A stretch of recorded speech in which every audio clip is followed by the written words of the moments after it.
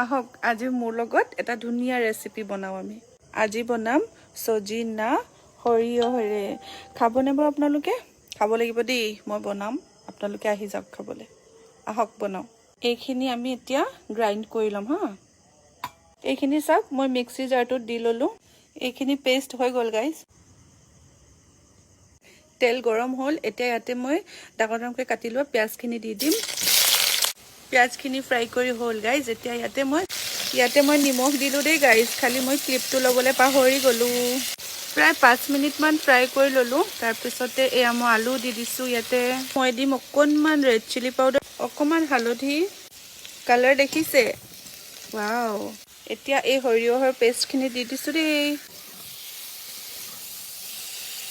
5 minute মান ঢাকি ৰাখিছিলো গাইস সৰিয়হৰ পেষ্টখিনি দিয়াৰ পিছত এতিয়া মই ইয়াতে দিম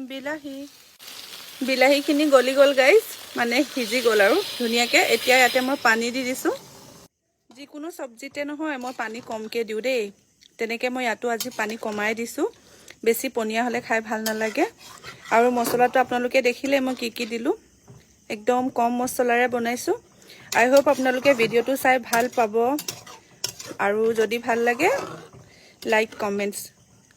কৰিব আকৌ দেই আকৌ এবাৰ কৈ দিছো লাইক কমেন্টস কৰি যাব মোক তেতিয়াহে মোৰ ভাল লাগিব ভিডিওস বনাই